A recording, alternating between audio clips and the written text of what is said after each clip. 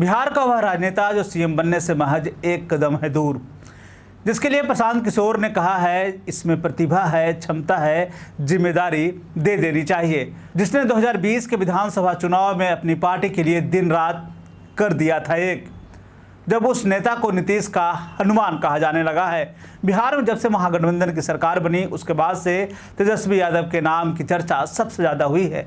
नई सरकार के गठन के साथ ही इस बात की भी चर्चा तेज हो गई कि अब प्रदेश का एक नया और युवा मुख्यमंत्री मिलने वाला है। हालांकि समय और परिस्थितियों को देखते हुए सीएम नीतीश कुमार ने तेजस्वी यादव को अगला मुख्यमंत्री बनाने की भी बात कह दी, लेकिन तेजस्वी यादव ने सदन में कहा कि नीतीश ना तो देश के प्रधानमंत्री बनेंगे और ना ही मैं प्रदेश का सीएम। लेकिन इस बात में कितना दम है यह तो आने वाले चुनावों में ही साफ हो पाएगा कि किस नेता की कितनी मंशा है। हालांकि हर कोई चाहता है कि वह अपने क्षेत्र में सबसे ऊंचाई पर रहे। ऐसे में तेजस्वी यादव के मन में भी यही इच्छा होगी और हो भी क्यों नहीं, क्योंकि राजद महागठबंधन की सबसे बड़ी पार्टी है। ऐसे में उस पार्टी के नेता को प्रदेश का प्रधान होना चाहिए। खैर, लोकतंत्र है, यहाँ परिस्थितियों के हिसाब से नेताओं को तालमेल बैठाना होता है। लेकिन प्रदेश का एक बड़ा तबका है जो यह कहता है कि तेजस्वी यादव को अभी राजनीति में और भी परिपक्व होने की जरूरत है। लेकिन उन लोगों को जरा 2020 का विधानसभा चुनाव याद करना चाहिए, जब तेजस्वी यादव ने अकेले अपने दम पर चुनाव लड़ा और प्रदेश की सबसे बड़ी पार्टी होने का गौरव प्राप्त किया था। तब किसी ने नहीं कहा था कि तेजस्वी यादव ने अकेले अपने दम पर चुनाव लड़ा। उस दौरान तेजस्वी यादव लालू यादव की तरह अकेले एक एक दिन में 30 से ज़्यादा रैलियां किया करते थे, हर छोटी बड़ी रैलियों में शामिल हुआ करते थे। उस दौरान मीडिया में यह खबरें चलती थी कि तेजस्वी यादव में लालू यादव की छवि दिखती है। ऐसे में अब जब यह कहा जाने लगा कि तेजस्वी यादव में वह क्षमता है कि वह प्रदेश की जिम्मेवारी संभाल सकते हैं, तो इसमें क्या गलती है।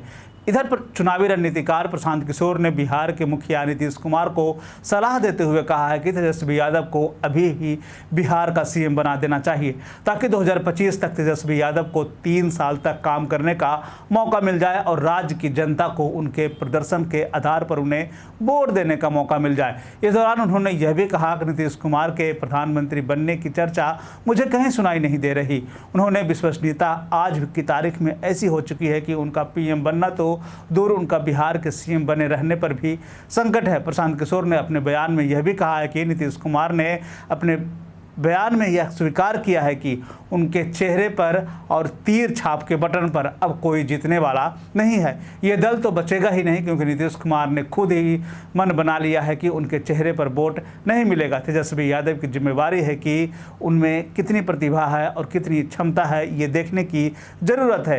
राजद के कार्यकर्ता और उनके नेता तो इस बात का इंतजार कर रहे हैं कि कब उनके नेता को सीएम के लिए हरी झंडी मिले। हालांकि बीच में जिस तरह से यह खबर चली कि तेजस्वी यादव को सीएम बनना चाहिए, लेकिन लालू यादव के हस्तक्षेप के बाद यह मामला रुक गया और लालू यादव ने साफ तौर पर बोला कि तेजस्वी यादव को नीतीश कुमार के मार्गदर्शन में अभी और काम करने की जरूरत है। तेजस्वी यादव इन दिनों नीतीश कुमार के हनुमान की भूमिका में काम कर रहे हैं, क्योंकि जिस तरह से नीतीश कुमार विपक्षी एकता को मजबूत करने को लेकर काम कर रहे हैं, उसमें तेजस्वी यादव की भूमिका बहुत महत्वपूर्ण है। क्योंकि जहां नीतीश कुमार की पहुंच नहीं हो पा रही है, वहां तेजस्वी यादव अपनी पहुंच बनाकर नीतीश कुमार से दोनों नेताओं की मुलाकात करवा रहे हैं। क्योंकि नीतीश कुमार का एक लंबा संबंध एनडीए के नेताओं के साथ रहा है, लेकिन अब जब उन्होंने अपना पाला बदला है तो ऐसे में उन्हें नए नए साथियों की तलाश हो रही है, नए नए लोग मिल रहे हैं। ऐसे में यह कहा जा रहा है कि तेजस्वी यादव इन दिनों नीतीश के हनुमान की भूमिका में काम कर रहे हैं। जहां जहां नीतीश कुमार की पहुंच नहीं हो पा रही है, वहां वहां तेजस्वी यादव अपनी पहुंच बनाकर नीतीश कुमार का काम साध रहे हैं। ऐसे में जिस तरह से वो बातें कही गई कि तेजस्वी यादव को प्रदेश का मुखिया बनना चाहिए, और ये बात लगातार पिछले लंबे समय से कही जा रही है। नीतीश कुमार ने भी कई बार मंचों से यह कहा है कि यह लड़का आने वाले दिनों में बिहार की राजनीति यानी कि बिहार की बागडोर संभालेगा। इस बात को लेकर हर कोई चाहता है कि तेजस्वी यादव जो है वो आने वाले दिनों में प्रदेश का जिम्मेवारी संभाले, प्रदेश के मुखिया बने।